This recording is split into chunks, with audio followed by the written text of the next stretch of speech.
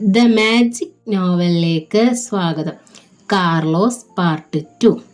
തനിക്ക് എന്താണ് സംഭവിച്ചതെന്ന് ഉസ്മാന് മനസ്സിലായപ്പോഴേക്കും ഒരടിയോളം നീളമുള്ള വെട്ടിത്തിളങ്ങുന്ന കത്തി കഴുത്തിൽ മുട്ടിക്കഴിഞ്ഞിരുന്നു.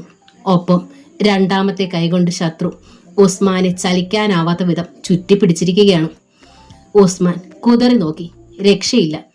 അതിനിടെ തന്റെ ശത്രുവിനെ അയാൾ കണ്ടു. തുറയിൽ വന്നവൻ, തന്റെ കയ്യിൽ 5000 രൂപ തന്നിട്ട് ഭീഷണിപ്പെടുത്തിയവൻ. നീ പോലീസിനോടെല്ലാം തുറന്നു പറഞ്ഞു അല്ലേ? കടുത്ത സ്വരത്തിൽ അയാൾ ചോദിച്ചു. അല്ലാതെ എനിക്ക് നിവർത്തിയില്ലായിരുന്നു, അതുകൊണ്ടാ. ഉസ്മാൻ തന്റെ നിസ്സഹായാവസ്ഥ അറിയിച്ചു. സാരമില്ല, ഞങ്ങൾക്കും ഇത് ചെയ്യാതെ നിവർത്തിയില്ലെന്ന് കരുതിക്കോളൂ. ആ സെക്കൻഡിൽ കഴുത്തിലൂടെ കത്തി താഴേക്കിറങ്ങി പിടിയോളം. നിലവിളിക്കാൻ തുടങ്ങിയ ഉസ്മാന്റെ മുഖത്ത് കൈ അമർന്നു. കത്തിയിലൂടെ ഒരു തുള്ളി ചോര പോലും പുറത്തേക്ക് വന്നില്ല. ഉസ്മാൻ വല്ലാതെ ഒന്ന് പിടഞ്ഞു. പിന്നെ എല്ലാം ശാന്തം. കാറിന്റെ ഡോർ തുറക്കപ്പെട്ടു. ഉസ്മാനെ റോഡിലേക്ക് തള്ളിക്കൊണ്ട് അയാൾ കത്തി വലിച്ചൂരി. ആ ക്ഷണം ചോര ചീറ്റി തെറിച്ചു. തറയിൽ വീണ ഉസ്മാന്റെ ശരീരത്തിന് പിന്നിലൂടെ വന്ന സൂപ്പർ ഫാസ്റ്റിന്റെ ടയറുകൾ കയറിയിറങ്ങി. നീണ്ട മുടിക്കാരൻ തിരിഞ്ഞു നോക്കി വല്ലാത്ത ഭാവത്തിലൊന്ന് ചിരിച്ചു. പിന്നെ കർച്ചീഫിലെ കത്തിയിലെ ചോര തുടച്ച് ഒന്നും അറിയാത്ത ഭാവത്തിൽ പിൻ സീറ്റിൽ ചാരിയിരുന്ന് കണ്ണുകളടച്ചു. സൂപ്പർ ഫാസ്റ്റിന്റെ ഡ്രൈവർ കണ്ടത് ഒരു മനുഷ്യൻ റോഡിലേക്ക് വീഴുന്നത് മാത്രമാണ്. ഡോർ തുറന്ന് പോന്നതാണെന്ന് അയാൾ കരുതിയുള്ളൂ. അല്ലാതെ അതൊരു ശവശരീരമാണെന്ന് എങ്ങനെ കരുതാൻ? താൻ തന്നെയാണ് ആ മനുഷ്യന്റെ കൊലയാളി എന്ന് ചിന്തിച്ച് ഡ്രൈവർ അടുത്ത പോലീസ് സ്റ്റേഷനിലേക്ക് ബസ് പായിച്ചു. പക്ഷേ പോലീസ് സ്റ്റേഷനിൽ ലഭിച്ച വിവരം വച്ച് കാർലോസ് സത്യാവസ്ഥ മനസ്സിലാക്കി. മരണമടഞ്ഞത് ഉസ്മാൻ തന്നെയാണെന്ന് ഉറപ്പായപ്പോൾ ഡിവൈഎസ്പി കാർലോസ് CI ഹമീദിനോട് പറഞ്ഞു, ശത്രു കണക്ക് കൂട്ടി നടത്തിയ കൊലപാതകം തന്നെയാണിത്. ആർക്കും സംശയം തോന്നാത്ത വിധത്തിൽ അവർ കാര്യം സാധിച്ചിരിക്കുന്നു. എന്താ ആലോചിച്ചുകൊണ്ട് കാർലോസ് എഴുന്നേറ്റു. സുലൈമാന് ശത്രുക്കളെക്കുറിച്ച് നല്ല ധാരണയുണ്ട്. അയാൾ സെല്ലിനടുത്തെത്തി. ഒരു മൂലയിൽ കാൽ നീട്ടിവെച്ച് ഭിത്തിയിൽ ചാരിയിരിക്കുകയായിരുന്നു സുലൈമാൻ. കോപം മൂത്ത സർപ്പത്തെ പോലെ അവൻ ഡിവൈഎസ്പി ഒന്ന് നോക്കി, ഒന്നനങ്ങുക പോലും ചെയ്തില്ല. കാർലോസ് കെയിൻ കൊണ്ട് സെല്ലിന്റെ അഴികളിൽ തട്ടി. സുലൈമാൻ, ഇവിടെ വാ. മനസ്സില്ല എങ്കിൽ ഞാൻ അങ്ങോട്ട് വരാം. അയാൾ കോൺസ്റ്റബിളിനെ വിളിച്ച് ലോക്കപ്പ് തുറപ്പിച്ചു. പിന്നെ അകത്തേക്ക് കയറി. സുലൈമാൻ അപ്പോഴും അനങ്ങിയില്ല. സാറൊന്ന് എണീറ്റാട്ടെ, കാർലോസ് പരിഹസിച്ചു. അതിനും പ്രതികരണമല്ല. നിന്നോടല്ലേടാ പറഞ്ഞത് എഴുന്നേൽക്കാൻ? ചോദിച്ചതും കാർലോസ് അവന്റെ ബനിയനിൽ കുത്തിപ്പിടിച്ച് ഉയർത്തി. ഇനിയും എന്നെ മർദ്ദിക്കാനാണോ നിങ്ങളുടെ ഉദ്ദേശം? തീർത്ത് പറയാൻ കഴിയില്ല. നിന്നോട് ഞാൻ ചോദിക്കുന്നതിനോടൊക്കെ സത്യസന്ധമായ ഉത്തരം കിട്ടുവാണെങ്കിൽ മർദ്ദനം എന്ന കാര്യം ചിന്തിക്കുക പോലും വേണ്ട. എന്നിൽ നിന്ന് നിങ്ങൾക്ക് യാതൊരു വിവരവും കിട്ടാൻ പോകുന്നില്ല. കിട്ടും. തത്ത പറയുന്നത് പോലെ നീ പറയും. സുലൈമാനെ, കാർലോസിന്റെ മുന്നിൽ ഒരുത്തനും പറയാതിരിക്കില്ല. സുലൈമാൻ മിണ്ടിയില്ല. ആരാടാ മാരുതി ജിപ്സിയിൽ ഉസ്മാന്റെ വീട്ടിൽ വന്നത്? അയാൾ മൗനം. ആർക്കു വേണ്ടിയാണ് നീ ഞങ്ങളോട് എതിരിടാൻ വന്നതും ഉസ്മാനോടൊന്ന് സംസാരിക്കരുതെന്ന് പറഞ്ഞതും? അനങ്ങിയില്ല. നീ രാത്രികാലങ്ങളിൽ കള്ളക്കടത്തുമായി ബന്ധപ്പെട്ട് കടലിൽ പോകാറില്ലേ? നിന്റെ നാവിറങ്ങിപ്പോയി അല്ലേടാ? കെയിൻ കൊണ്ട് അടിവയറ്റിൽ ഒറ്റ കുത്തായിരുന്നു. ഉമ്മാ നിലവിളിച്ചു പോയി സുലൈമാൻ. അപ്പോൾ നിനക്ക് ശബ്ദമുണ്ട് അല്ലേടാ? സുലൈമാന്റെ പല്ലുകൾ ഞെരിഞ്ഞമർന്നു. Sir, phone. ഹെഡ് കോൺസ്റ്റബിൾ വന്നറിയിച്ചു. ആരാ? SP സാറാണ്. സുലൈമാനെ നോക്കി ഒന്ന് അമർത്തി മൂളിയിട്ട് അയാൾ ഇറങ്ങിപ്പോയി. ഫോൺ അറ്റൻഡ് ചെയ്തു. താൻ എന്ത് തെമ്മാടിത്തരങ്ങളാണോ ഈ കാട്ടിക്കൂട്ടുന്നത്? വിശ്വനാഥിന്റെ കോപം നിറഞ്ഞ ശബ്ദം. മനസ്സിലായില്ല സാറേ. താൻ ആ സുലൈമാനെ അറസ്റ്റ് ചെയ്തോ? ഉവ്വ്. എങ്കിൽ വേഗം ഇറക്കി വിട്ടിട്ട് താൻ തൽക്കാലം എവിടേക്കെങ്കിലും മാറിക്കോ. എന്താ സാറേ കാര്യം? മുക്കുവർ മുഴുവൻ ഇളകിയിരിക്കുക. തന്റെ ഓഫീസ് സ്ഥിതി ചെയ്യുന്ന കെട്ടിടം പോലും അല്ലെങ്കിൽ അവിടെ ഉണ്ടായിരിക്കില്ല. അതൊക്കെ ഞാൻ ശ്രദ്ധിച്ചോളാം. പിന്നെ അവനെ അറസ്റ്റ് ചെയ്തത് എന്തിനാണെന്ന് സാറ് തിരക്കിയില്ലല്ലോ. എല്ലാം ഞാൻ അറിഞ്ഞു. താൻ വേഗം ഞാൻ പറഞ്ഞതുപോലെ ചെയ്. സാർ ഇങ്ങനെയൊക്കെ പറഞ്ഞാൽ പിന്നെ ഞാൻ എങ്ങനെയാണോ പറയേണ്ടത്? എന്തായാലും തൽക്കാലം സുലൈമാനെ വിടാൻ എനിക്ക് കഴിയില്ല. അവനിൽ നിന്ന് ആയുധം കള്ളക്കടത്തുകാരെ കുറിച്ചുള്ള വിവരങ്ങൾ അറിയാമെന്ന് എനിക്ക് ഉറപ്പുണ്ട്. മാങ്ങാത്തൊലി, തനിക്ക് മറ്റു പണിയൊന്നുമില്ലേ? ഉണ്ടായിരുന്നെങ്കിൽ ഈ നാറിയ പണിക്ക് ഞാൻ നിൽക്കുമായിരുന്നോ സാർ? Shut up sir. ഇത് ഹോം മിനിസ്റ്റർ നേരിട്ട് വിളിച്ചു പറഞ്ഞതാണ്. സുലൈമാനെ ഉടനെ മോചിപ്പിക്കണം. തന്റെ വായിൽ നാക്കില്ലേടോ? കാർലോസ് സർ, റാസ്കൽ, താനെന്താ കുട്ടിക്കളി നടത്തുകയാണോ? ഷട്ടപ്പ് എന്ന വാക്കിന്റെ അർത്ഥം അറിയാതെയാണോ സാറ് അത് എന്റെ നേരെ പ്രയോഗിച്ചത്? എന്നിട്ടിപ്പോൾ ഞാൻ മിണ്ടാതെ നിൽക്കുന്നതും കുറ്റമായോ? അയാൾ തിരക്കി. പിന്നെ വീട്ടിലുള്ളവരെ വിളിക്കുന്ന രീതിയിൽ റാസ്കൽ എന്നൊക്കെ കീഴുദ്യോഗസ്ഥനെ വിളിക്കുന്നത് മാന്യതയാണെന്ന് എനിക്ക് തോന്നുന്നില്ല. ഒന്നും പറയാതെ SP വിശ്വനാഥ് കോപത്തോടെ റിസീവർ വെച്ചു. എന്ത് ചെയ്യണമെന്ന് കാർലോസ് ചിന്തിച്ചു. സുലൈമാനെ പുറത്തു വിട്ടാൽ കൂടുതൽ കുഴപ്പങ്ങൾക്ക് വഴിയൊരുക്കും. മുക്കുവരെ തടഞ്ഞു നിർത്തുകയും വേണം.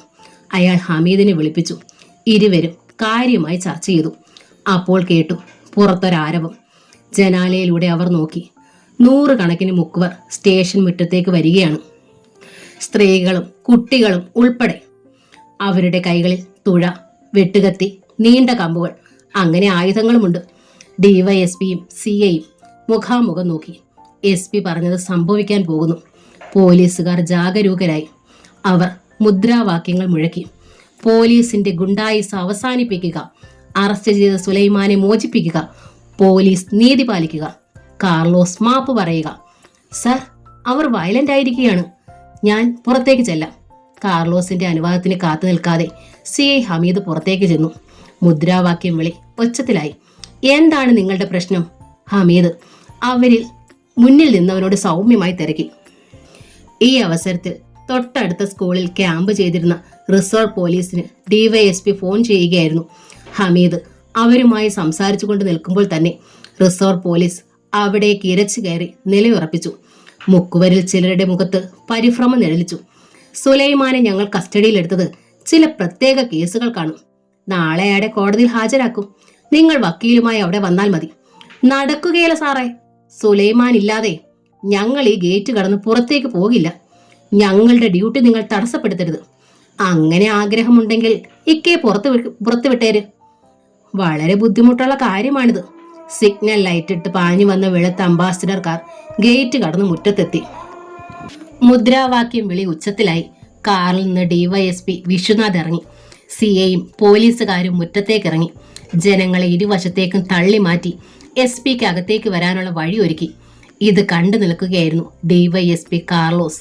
സർ, DYSP കാർലോസ് തന്റെ മേലുദ്യോഗസ്ഥന് സല്യൂട്ട് നൽകി.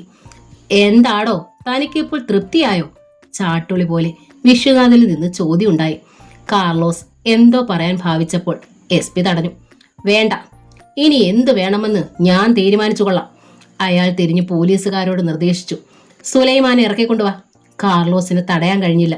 സുലൈമാൻ അവരുടെ മുമ്പിൽ പരാജയപ്പെട്ടു. അയാൾ ക്രുദ്ധഭാവത്തിൽ കാർലോസിനെ നോക്കി.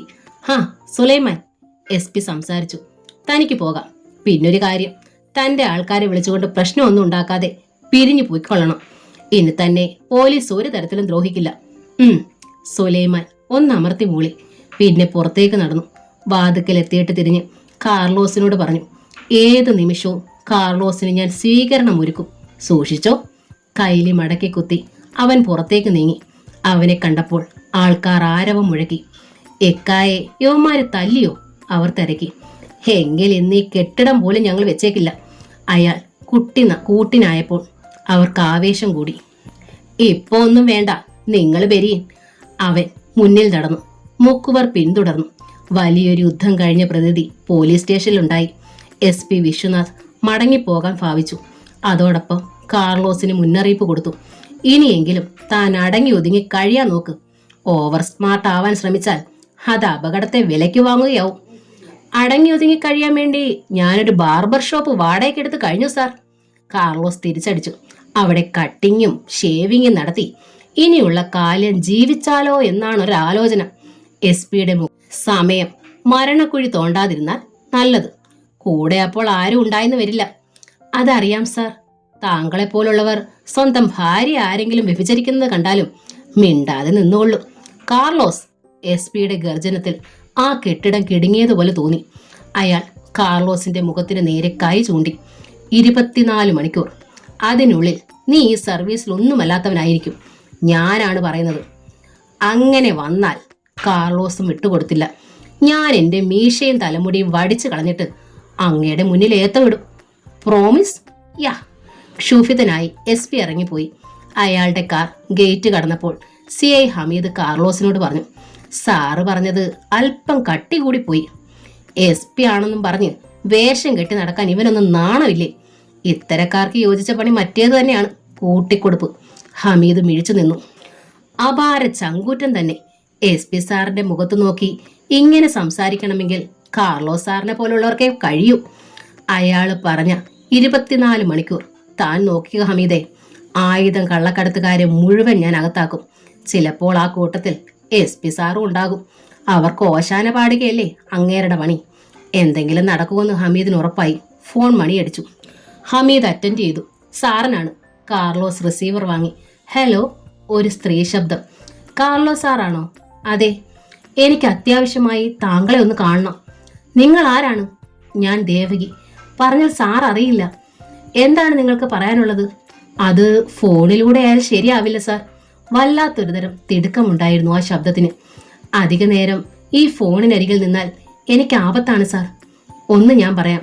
താങ്കൾക്ക് കഴിഞ്ഞ ചില ദിവസങ്ങളിൽ കള്ളക്കടത്തിനെ കുറിച്ച് ഫോണിലൂടെയും വയർലെസ്സിലൂടെയും വിവരം തന്നുകൊണ്ടിരുന്നത് ആ ആളിന്റെ ഭാര്യയാണ് ഞാൻ. കാർലോസിന് ഉത്സാഹമായി. എവിടെ നിന്നാണ് ദേവിക്ക് സംസാരിക്കുന്നത്? അവൾ സ്ഥലം പറഞ്ഞു. 5 മിനിറ്റ് അവിടെ നിൽക്കൂ, ഞാൻ അങ്ങെത്താം. വേണ്ട സാർ, അങ്ങ് നേരം സന്ധ്യ മയങ്ങുമ്പോൾ പാർക്കിന് മുന്നിൽ വന്നാൽ മതി. അതിനടുത്താണ് എൻ്റെ വീട്. ഞാൻ അങ്ങയുടെ അടുത്ത് വരാം. ഓക്കെ. അയാൾ റിസീവർ വെച്ചു. അപ്പുറത്ത് പബ്ലിക് ടെലിഫോൺ ബൂത്തിൽ നിന്ന് അവൾ ഇറങ്ങുന്നതും കാത്തൊരു കറുത്ത അംബാസഡർ കാർ കിടപ്പുണ്ടായിരുന്നു. അവൾ റോഡിലേക്ക് ഇറങ്ങിയപ്പോൾ കാറിന് ജീവൻ വെച്ചു. പക്ഷേ അവൾ കാർ കണ്ടു കഴിഞ്ഞു. ഉടനെ ദേവകി തിരിഞ്ഞോടി ഒരിടവഴിയിലൂടെ. അതുവഴി കാർ കടന്നു പോകുമായിരുന്നില്ല. ഛേ, കാറിൽ കാത്തിരുന്ന നീണ്ട മുടിക്കാരന് അസ്വസ്ഥത അടക്കാൻ കഴിഞ്ഞില്ല. അല്പം വൈകിപ്പോയി, അതാണ് പറ്റിയത്. കുറ്റബോധത്തോടെ അവൻ പിറുവിറുത്തു. സർ, സുരേഷിനെ കുറിച്ച് വിവരം കിട്ടി. SI ദത്തൻ പിള്ള കാർലോസിനെ അറിയിച്ചു. എവിടെയാണ് അവന്റെ വീട്? ബീച്ചിനരികിൽ തന്നെ, ഒരു ചേരി പ്രദേശം പോലെയാണ് അവിടം. എന്താണ് അവന്റെ പരിപാടി? എയർപോർട്ടിൽ എത്തിച്ചേരുന്ന വിദേശ മലയാളികളുടെ പക്കൽ നിന്നും വിദേശ കറൻസികൾ വാങ്ങുക. ഇപ്പോൾ അവൻ എവിടെ കാണും?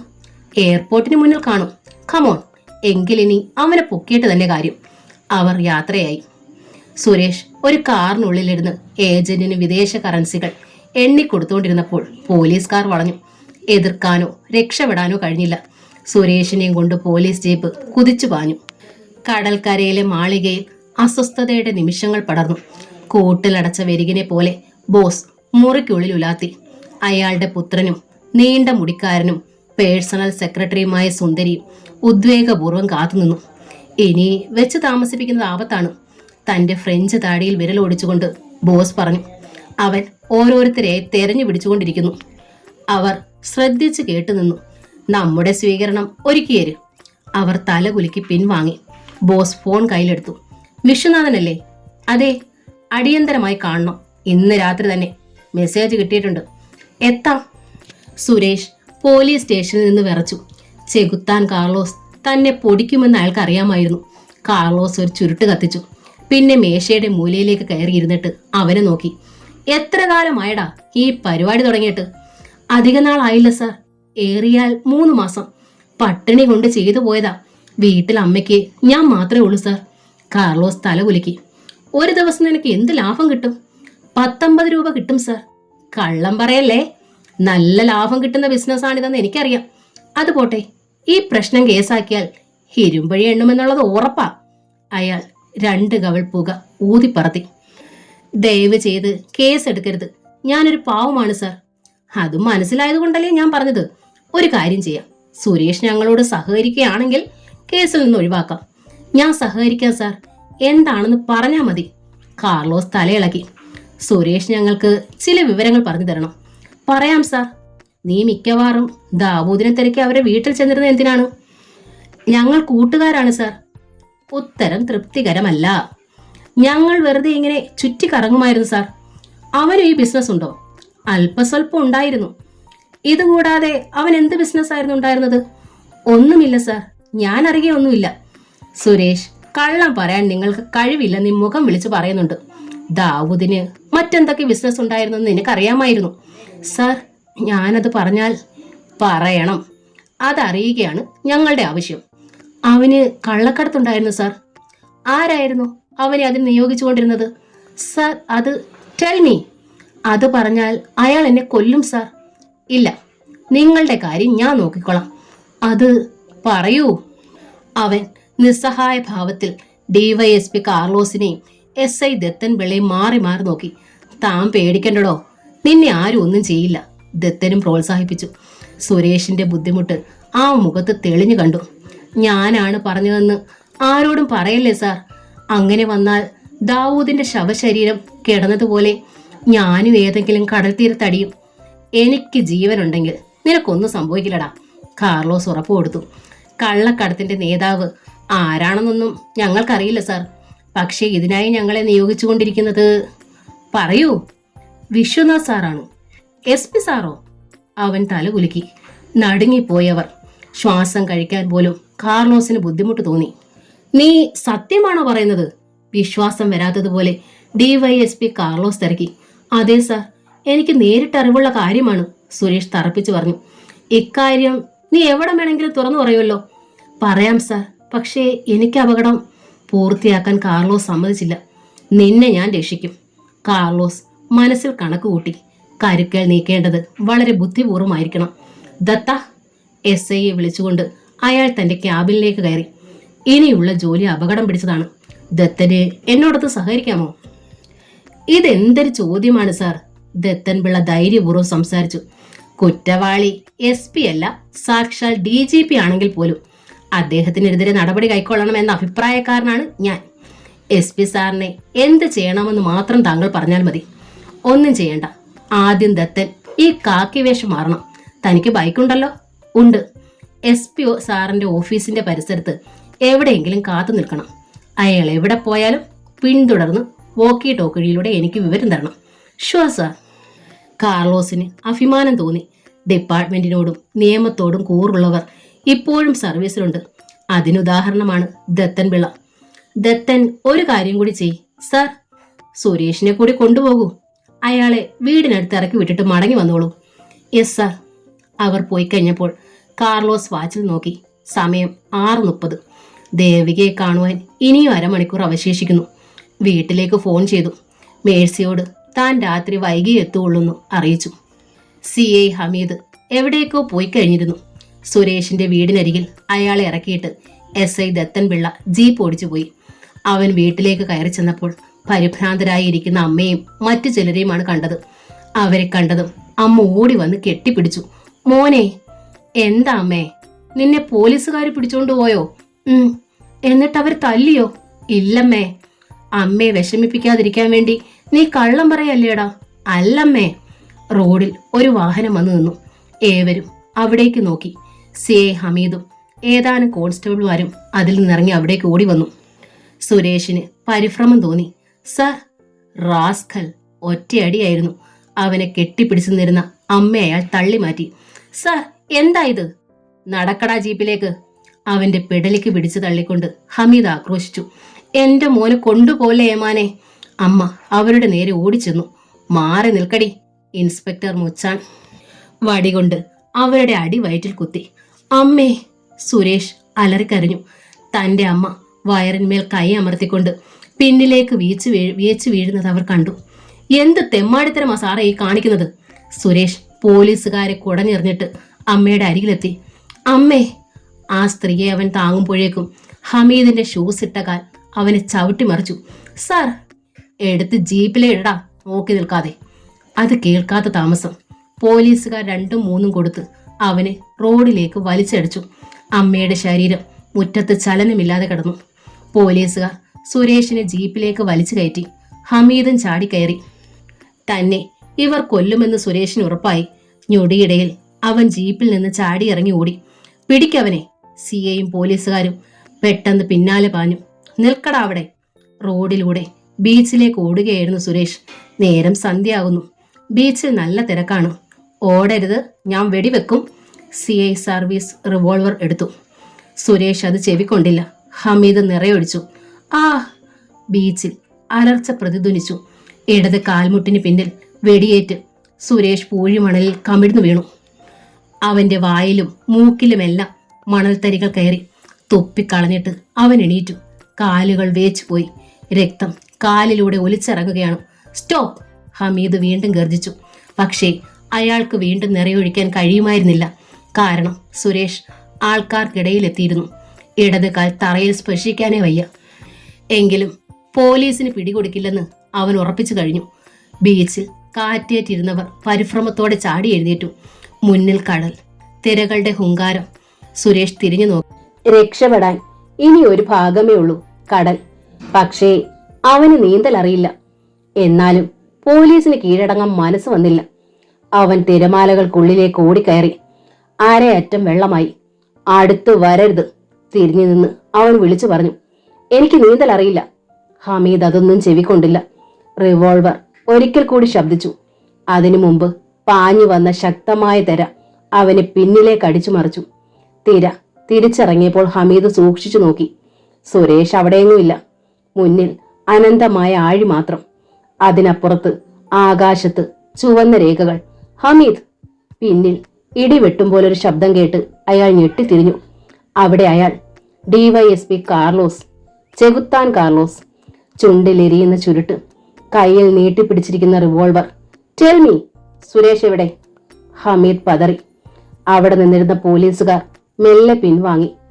ഹമീദ് ഒറ്റയ്ക്കായി. എനിക്ക് സുരേഷിനെ കിട്ടണം. 15 മിനിറ്റ് സമയം ഞാൻ നിങ്ങൾക്ക് തരാം. കാർലോസിന്റെ അന്ത്യശാസനം. കടലിനുള്ളിൽ എവിടെ നിന്നാണെങ്കിലും സുരേഷിനെ തപ്പിയെടുത്തോണ്ട് വാ. സാർ! വേണ്ട, ഒന്നും പറയണ്ട. ആര് പറഞ്ഞിട്ടാണ് നിങ്ങൾ സുരേഷിനെ കസ്റ്റഡിയിൽ എടുക്കാൻ വന്നത്? എന്ത് കാരണത്താലാണ്? അപ്രതീക്ഷിതമായി ഹമീദ് കാർലോസിന്റെ നേരെ റിവോൾവർ തിരിച്ചു. ട്രിഗർ അമർത്താൻ കഴിയും മുമ്പ് റിവോൾവർ തിരമാലയിലേക്ക് തെറിച്ചുപോയി. കാർലോസ് എങ്ങനെയാണ് ആക്രമിച്ചതെന്ന് ഹമീദിന് മനസ്സിലായില്ല. മനസ്സിലാകുമ്പോൾ അയാൾ തറയിൽ കമിഴ്ന്നു കിടക്കുകയായിരുന്നു. ഹമീദിന്റെ തൊപ്പി തിരമാലകൾ ഏറ്റുവാങ്ങി സുരേഷ് പോയ വഴിയെ കൊണ്ടുപോയി. അയാൾ എണീക്കാൻ ശ്രമിച്ചപ്പോൾ പുറത്ത് കാർലോസിന്റെ കാലമർന്നു. പറയടാ, എന്തിനാണ് അവനെ നീ അറസ്റ്റ് ചെയ്യാൻ ഭാവിച്ചത്? അയാൾ മിണ്ടിയില്ല. പറഞ്ഞില്ലെങ്കിൽ നിന്റെ ശവശരീരവും കടലിനുള്ളിലേക്ക് ഒഴുകിപ്പോകും. റിവോൾവറിൽ ബാരൽ ശിരസിന് പിന്നിൽ അമർന്നു. SP സാർ പറഞ്ഞിട്ടാണ് ഞാൻ. ഇത് പ്രതീക്ഷിച്ചു തരായിരുന്നായിരുന്നെങ്കിലും ഹമീദിന്റെ നാവിൽ നിന്ന് കേട്ടപ്പോഴേക്കും അയാൾക്ക് വല്ലായ്മ തോന്നി. മൂക്കുവന്മാർ കൂട്ടം കൂട്ടമായി പാഞ്ഞു വന്നു. അവർ കാർലോസിന് വഴി ഒഴിഞ്ഞിട്ട് ഹമീദിന് നേരെ ഓടി. ഹമീദ് കടൽ തീരത്ത് കൂടി ജീവന് വേണ്ടി ഓടുന്നതും മൂക്കുവന്മാർ പിന്തുടരുന്നതും ജീപ്പിൽ കയറുന്നതിനിടെ കാർലോസ് കണ്ടു. SP വിശ്വനാഥിന്റെ മുഖമായിരുന്നു അയാളുടെ മനസ്സിൽ തെളിഞ്ഞു നിന്നിരുന്നത്. കാക്കി ഉടുപ്പിട്ട ചെന്നായി. നേവകിയെ കാണാനുള്ള സമയമായി എന്നറിഞ്ഞപ്പോൾ അയാൾ പാർക്കിങ്ങിനരികിലേക്ക് ജീപ്പ് വിട്ടു. വൈദ്യുത ദീപത്താൽ അലങ്കൃതമായിരുന്ന പാർക്ക്. അവിടുത്തെ തിരക്ക് ഒഴിഞ്ഞു തുടങ്ങുന്നതേ ഉള്ളൂ. അയാൾ സാവധാനം ജീപ്പ് വിട്ടു. ഗേറ്റിന് അല്പം കിഴക്ക് മാറി ഒരു വൃക്ഷച്ചുവട്ടിൽ നിർത്തിയിട്ട് ചുരുട്ട് കത്തിച്ചുകൊണ്ട് പുറത്തിറങ്ങി നിന്നു. അല്പം കഴിഞ്ഞപ്പോൾ ജീപ്പിനരികിൽ ഒരു ചലനം. സാർ, ഞാനാണ്. അയാൾ പെട്ടെന്ന് ജീപ്പിൽ കയറി. കയറിക്കോളൂ. അവളും മുൻ സീറ്റിൽ തന്നെ കയറി. ജീപ്പ് മുന്നോട്ട് നീങ്ങി. അയാൾക്ക് ഒരുതരം ആവേശമായിരുന്നു. ശത്രുക്കളെ അല്പനിമിഷങ്ങൾക്കുള്ളിൽ മനസ്സിലാക്കാൻ കഴിയും. പെട്ടെന്ന് ഒരു വാഹനം ജീപ്പിനെ ഓവർടേക്ക് ചെയ്ത് മുന്നിൽ കയറി. ഒരു കാർ. അതിൽ നിന്ന് തുടരെ വെടിയുണ്ടകൾ ഉതിർന്നു. ജീപ്പിന്റെ മുന്നിലെ ഗ്ലാസ് തകർന്നു വീണു. ഹെഡ്ലൈറ്റുകൾ ചിതറി. ഇരുളിൽ ദേവകിയുടെ നിലവിളി കാർലോസ് കേട്ടു. DYSP കാർലോസ് ബ്രേക്കിൽ കാലമർത്തിക്കൊണ്ട് സീറ്റിൽ കുനിഞ്ഞിരുന്നു. ജീപ്പിന്റെ ടയറുകൾ തകർന്ന് കാറ്റു പോകുന്നത് കേൾക്കാം. ദേവകിയുടെ ശബ്ദം പിന്നീട് കേട്ടില്ല. കാർ അകന്നുപോയി. കാർലോസ് തലയുയർത്തി. ജീപ്പിന്റെ ഡാഷിൽ നിന്ന് പെൻടോർച്ച് എടുത്ത് ദേവകിയുടെ നേരെ തെളിച്ചു. വല്ലാത്തൊരു നടുക്കം അയാൾക്കുണ്ടായി. അവളുടെ ഇടത് കണ്ണിന്റെ ഭാഗത്ത് ഒരു ചോരക്കട്ട. കണ്ണിലൂടെയാണ് വെടിയുണ്ട തുളഞ്ഞിറങ്ങിയത്. തന്റെ ശരീരം തളരുന്നത് കാർലോസ് അറിഞ്ഞു. ശത്രുക്കൾ മുടിയഴിച്ചാടുകയാണ്. വയർലെസ് വഴി സ്റ്റേഷനിൽ വിവരം നൽകിയിട്ടും അയാൾ പുറത്തിറങ്ങി വന്നു. ബീപ് ബീപ് വയർലെസ് ശബ്ദിച്ചു. അയാൾ അറ്റൻഡ് ചെയ്തു. അപ്പുറത്ത് SI ദത്തൻപിള്ളയായിരുന്നു. വിശ്വനാഥൻ കടൽക്കരയിലുള്ളൊരു ബംഗ്ലാവിൽ എത്തിയിട്ടുണ്ട്. ആരുടെ ബംഗ്ലാവാണത്? ഡോക്ടർ അലക്സാണ്ടറുടെ. I see. ഒരു കാര്യം ചെയ്തെത്താ, താൻ അവിടെ തന്നെ അവിടേക്ക് വരികയോ വിശ്വനാഥൻ സാർ പുറത്തേക്ക് പോവുകയോ ചെയ്യുകയാണെങ്കിൽ ശ്രദ്ധിക്കുക. കാർലോസ് വയർലെസ് ഓഫ് ചെയ്തു. അലക്സാണ്ടർ തന്റെ ലിസ്റ്റിലുള്ള ഒരു കക്ഷിയാണെന്ന് കാർലോസ് ഓർത്തു. നഗരത്തിലെ ഏറ്റവും വലിയ പ്രൈവറ്റ് ഹോസ്പിറ്റൽ അലക്സാണ്ടറുടേതാണ്. എല്ലാവിധ ആധുനിക ചികിത്സാ സൗകര്യങ്ങളുമുള്ള ഹോസ്പിറ്റൽ. എല്ലാ വിഭാഗങ്ങൾക്കും പ്രത്യേകം വാർഡുകൾ. വിദേശത്ത് പോയി പ്രാക്ടീസ് ചെയ്യാത്ത ഒറ്റ ഡോക്ടർമാർ പോലും അവിടെയില്ല. കാർലോക്സിന് അലക്സാണ്ടറെ ആദ്യമായി സംശയം തോന്നിയത് 1 വർഷം മുമ്പാണ്. റോഡ് ആക്സിഡന്റിൽപ്പെട്ട് മരിച്ച ഒരു മനുഷ്യന്റെ പോസ്റ്റ്മോർട്ടത്തിന് ശേഷം പുറത്തു വന്ന പോലീസ് സർജൻ രഹസ്യം പറഞ്ഞു. മൃതദേഹത്തിൽ നിന്ന് ഒരു കിഡ്നി ഓപ്പറേറ്റ് ചെയ്ത് നീക്കിയിട്ടുണ്ട്. അയാളുടെ ബന്ധുക്കളോടും ഇതേക്കുറിച്ച് ചോദിച്ചപ്പോൾ അവർക്ക് യാതൊരു അറിവുമില്ല. പിന്നീട് വിശദമായി ചോദിച്ചപ്പോൾ 6 മാസങ്ങൾക്ക് മുമ്പ് അലക്സാണ്ടറുടെ ഹോസ്പിറ്റലിൽ വെച്ച് വയറുവേദനയ്ക്കൊരു ശസ്ത്രക്രിയ വേണ്ടി വന്നിരുന്നു എന്ന്. ആ വഴിക്ക് കൂടുതൽ അന്വേഷിച്ചെങ്കിലും ഓപ്പറേഷൻ നടത്തിയത് കിഡ്നി എടുക്കാൻ വേണ്ടി മാത്രമായിരുന്നെന്ന് കാർലോസ് വിശ്വസിച്ചു. പിന്നെയും സംശയിക്കത്തക്ക പല സംഭവങ്ങളും ഉണ്ടായിട്ടുണ്ട്. മറ്റുള്ളവരുടെ താല്പര്യങ്ങൾ സംരക്ഷിക്കാൻ ഡോക്ടർ അലക്സാണ്ടർ നിരപരാധികളെ ഭ്രാന്തുള്ളവരാക്കിയിട്ടുണ്ടെന്നാണ് കേൾവി. ഏതായാലും അലക്സാണ്ടർ അത്ര നല്ല പുള്ളിയൊന്നുമല്ല. അതിനേക്കാൾ വൃത്തികെട്ടവനാണ് മകൻ ആന്റണി. എത്രയെത്ര പെണ്ണുകേസുകൾ! പണം ഒന്നുകൊണ്ട് മാത്രമാണ് അവൻ രക്ഷപ്പെട്ടിട്ടുള്ളത്. ഏതായാലും അച്ഛന്റെയും മകന്റെയും കേസുകളൊന്നും ഇതുവരെ തനിക്ക് കിട്ടിയിട്ടില്ലെന്ന് കാർലോസ് ഓർത്തു. ഒരു പോലീസ് ജീപ്പ് വന്നു. SI സത്യനായിരുന്നു അതിൽ. അയാളെ മൃതദേഹം ഏൽപ്പിച്ച ശേഷം കാർലോസ് ഒരു ടാക്സിയിൽ മടങ്ങി. ഈ അവസരത്തിൽ കാർലോസിന്റെ വീടിന് മുമ്പിൽ ഒരു ടെമ്പോ വാൻ വന്നു നിന്നു. വിസിറ്റിംഗ് റൂമിലിരുന്ന് സിനിമ കാണുകയായിരുന്നു മേഴ്സിയും മക്കളും. അന്ന് അവർക്കൊരു അതിഥി കൂടി ഉണ്ടായിരുന്നു, സൂസൻ. കാർലോസിന്റെ ഏറ്റവും ഇളയ സഹോദരി, MA ഫൈനൽ ഇയർ വിദ്യാർത്ഥിനി. നേരത്തെ കാർലോസ് ഫോൺ ചെയ്തപ്പോൾ സൂസൻ എത്തിയ വിവരം പറയാൻ മേഴ്സിക്ക് കഴിയും മുമ്പേ ഫോൺ വെച്ചിരുന്നു. അല്പം കഴിഞ്ഞ് ഓഫീസിലേക്ക് വിളിച്ചപ്പോൾ അവിടെ നിന്ന് പോയി കഴിഞ്ഞു എന്ന വിവരമാണ് കിട്ടിയത്. ഒരു പക്ഷേ കുഞ്ഞു പെങ്ങൾ വന്നു എന്നറിഞ്ഞാൽ കാർലോസ് ഓടിപ്പാഞ്ഞു വന്നു ചേർന്നേനെ എന്ന് മേഴ്സിക്കറിയാം. അത്രയ്ക്ക് ജീവനാണ് സൂസനെ അയാൾക്ക്. സൂസനെ വിവാഹം കഴിച്ചിട്ടില്ല. ഒരു IPS കാരനെ കൊണ്ടേ കഴിപ്പിക്കൂ എന്ന വാശിയിലാണ് കാർലോസ്. പഴുത്ത ഓറഞ്ചിന്റെ നിറവും ആരെയും കൊതിപ്പിക്കുന്ന അവയവങ്ങളുമുള്ള സുന്ദരിയാണ് സൂസൻ. TV-യിൽ ഒരു പാട്ട് സീനായിരുന്നു. അതുകൊണ്ട് തന്നെ പുറത്ത് വാഹനം വന്നു നിന്നത് അവർ അറിഞ്ഞില്ല. ജാക്കി മാത്രം ഉച്ചത്തിൽ കുരച്ചു. കോളിംഗ് ബെൽ ശബ്ദിച്ചപ്പോൾ മേഴ്സി എണീറ്റ് വാതിൽ തുറന്നു. പുറത്ത് 4 പേർ. അവരെ കണ്ടപ്പോൾ അവർക്ക് എന്തോ പന്തികേട് തോന്നി. ആരാ? എന്തു വേണം? കാർലോസ് സാറിന്റെ വീടല്ലേ ഇത്? മുന്നിൽ നിന്നിരുന്ന 6.5 അടിയോളം ഉയരവും കഴുത്തിന് താഴെ വരെ മുടി നീട്ടി വളർത്തിയതുമായവൻ തിരക്കി. അതെ, ഞങ്ങൾക്ക് കാണേണ്ടത് നിങ്ങളെ തന്നെയാണ്, മേഴ്സി ചേച്ചിയെ. പറഞ്ഞതും മുന്നോട്ടാഞ്ഞവൻ അവളെ കടന്നു പിടിച്ചു. ചീ, വിടടാ. അത് കേട്ടാണ് സൂസനും കുട്ടികളും തിരിഞ്ഞു നോക്കിയത്. ചേച്ചി! സൂസൻ ഓടി വന്നു. മമ്മി എന്ന് വിളിച്ചുകൊണ്ട് കുട്ടികളും. മേഴ്സി അപ്പോൾ നീണ്ട മുടിക്കാരന്റെ കയ്യിൽ നിന്ന് രക്ഷപ്പെടാൻ കുതറുകയായിരുന്നു. പക്ഷെ അയാൾ പിടിവിട്ടില്ല. പിടുത്തത്തിന് ശക്തി കൂടിയതേ ഉള്ളൂ. നിങ്ങൾ എന്താണ് കാണിക്കുന്നത്? സൂസൻ കയർത്തു.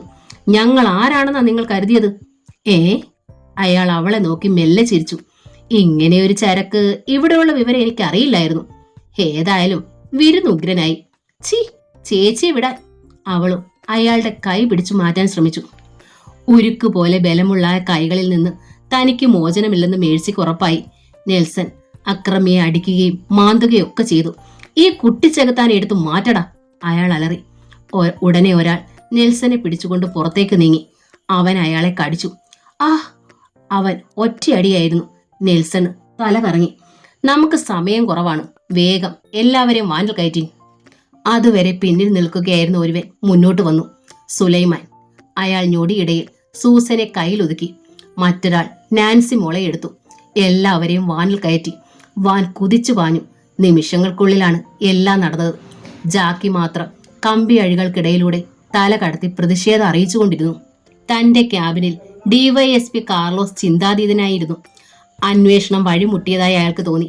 ദേവകയിൽ നിന്ന് എല്ലാ വിവരവും അറിയാമെന്നായിരുന്നു പ്രതീക്ഷ. നാളെ വൈകിട്ട് താൻ SP സാറിനോട് പറഞ്ഞ വാക്ക് പാലിക്കേണ്ടി വരും. CI ഹമീദ് ഹോസ്പിറ്റലിലാണ്. മുക്കുവർ അയാളെ കൊല്ലാതെ കൊന്നിരിക്കുകയാണ്. വോക്കി ടോക്കി വീണ്ടും ശബ്ദിച്ചു. യെസ്. അപ്പുറത്ത് ദത്തൻ പിള്ളയാണ്. സർ, ഇന്നിവിടെ എന്തോ പ്രത്യേക പരിപാടി ഉണ്ടെന്ന് തോന്നുന്നു. 4-5 വാഹനങ്ങൾ കൂടി ഡോക്ടറുടെ ഗേറ്റ് കടന്നകത്തേക്ക് പോയിട്ടുണ്ട്. ദത്തൻ പിള്ള ഏത് ഭാഗത്താണ് നിൽക്കുന്നത്? അയാൾ സ്ഥലം പറഞ്ഞു. വീട്ടിലൊന്ന് പോയിട്ട് ഞാൻ ഉടനെ അവിടെ എത്താം. ശരി സാർ. വോക്കി ടോക്കി ഓഫ് ചെയ്ത ശേഷം അയാൾ തൊപ്പിയെടുത്ത് തലയിൽ വെച്ചു. താൻ ഉപയോഗിച്ചുകൊണ്ടിരുന്ന 2ാമത്തെ ജീപ്പും ശത്രുക്കൾ തകർത്തതിനാൽ ഒരു സുഹൃത്തിന്റെ ബുള്ളറ്റ് ബൈക്കിലാണ് അയാൾ വീട്ടിലേക്ക് പോയത്. ബൈക്ക് മുറ്റത്തെത്തിയതും ജാക്കി വല്ലാത്ത ശബ്ദത്തിൽ കുറച്ച് ബഹളം വെക്കാൻ തുടങ്ങി. എന്താടാ എന്ന് ചോദിച്ചുകൊണ്ട് അയാൾ അകത്തേക്ക് നടന്നു. തുറന്നു കിടന്നിരുന്ന വാതിലിലൂടെ അകത്ത് TV പ്രവർത്തിച്ചു കൊണ്ടിരിക്കുന്നത് കാണാമായിരുന്നു. വിസിറ്റിംഗ് റൂമിലെത്തിയ കാർലോസ് അത്ഭുതപ്പെട്ടു. അവിടെ ആരുമില്ല. മേഴ്സി എന്ന് വിളിച്ചുകൊണ്ട് ബെഡ്റൂമിൽ ചെന്നു. അവിടം ശൂന്യമാണെന്നറിഞ്ഞ് ധൃതിയിൽ അടുക്കളയിലും ബാത്റൂമിലും ഒക്കെ തെരഞ്ഞു. മക്കളെ, അതിനും മറുപടിയില്ല. ജാക്കിയുടെ ശബ്ദം മാത്രം കേട്ടു. അയാൾ പരിഭ്രമത്തോടെ പുറത്തു വന്നു. TV ഓഫ് ചെയ്തു. ഈ രാത്രിയിൽ വാതിൽ തുറന്നിട്ടിട്ട് അവർ ഒരിടത്തും പോകാനിടയില്ല. കാർലോസ് അപകടം മണത്തു. അയാൾ ജാക്കിയുടെ കൂടിനരികിലെത്തി. എന്തു പറ്റിയടാ? ജാക്കി ദയനീയമായി അയാളെ നോക്കി എന്തോ പറയുന്ന മട്ടിൽ കുരച്ചു. അയാൾ അതിന്റെ കൂട് തുറന്നു. നായി പുറത്തു ചാടി. കുരച്ചുകൊണ്ടത് റോഡ് വരെ ഓടി. പിന്നെ തിരികെ വന്ന് അയാളുടെ കയ്യിൽ കടിച്ചു വലിച്ചു. കാർലോസിന് കാര്യം പിടികിട്ടി. അവർ റോഡ് വഴി പോയിരിക്കുന്നു. അയാൾ വാതിലടച്ചു. ബൈക്കിൽ കയറി സ്റ്റാർട്ട് ചെയ്തു. നായ മുന്നിലോടി. കാർലോസ് അതിനെ പിന്തുടർന്നു. ഇടയ്ക്കിടെ മണം പിടിക്കാൻ എന്നവണ്ണം അത് നിൽക്കും, പിന്നെയും ഓടും. ചെറിയ റോഡുകൾ വഴിയാണ് യാത്ര ചെയ്തത്. അവസാനം കടൽ തീരത്തുള്ള റോഡിലേക്ക് തിരിഞ്ഞു. കാർലോസിന്റെ നെറ്റി ചുളിഞ്ഞു. വഴിക്ക് വെച്ച് SI ദത്തംപിള്ളയെ കണ്ട് കാര്യങ്ങൾ ചുരുക്കത്തിൽ പറഞ്ഞു. അല്പം മുമ്പ് ഒരു വാൻ അവിടേക്ക് പോയിട്ടുണ്ട്, ദത്തൻ ഓർമ്മിപ്പിച്ചു. അവിടെ നിന്നാൽ ഡോക്ടർ അലക്സാണ്ടറുടെ ബംഗ്ലാവ് കാണാം. അവിടെ നിന്നൊരു വാഹനം ഇറങ്ങി വന്നു. ജാക്കി അതിലേക്ക് തുറച്ചു നോക്കി. Tempo van. ജാക്കി തിരിഞ്ഞു. അത് കാർലോസിനെ കടിച്ചു വലിച്ചു. പിന്നെ വാനിന്റെ നേരെ കുതിച്ചു ചാടി. വാനിന്റെ ഡ്രൈവർക്ക് അപകടം ഉറപ്പായി. അയാൾ ആക്സിലേറ്ററിൽ കാലമർത്തി. കാർലോസ് എന്ന നോവലിന്റെ ഈ ഭാഗം ഇവിടെ പൂർണ്ണമാവുകയാണ്. ഈ നോവൽ നിങ്ങൾക്ക് ഇഷ്ടമായെങ്കിൽ ലൈക്ക് ചെയ്ത് ഷെയർ ചെയ്ത്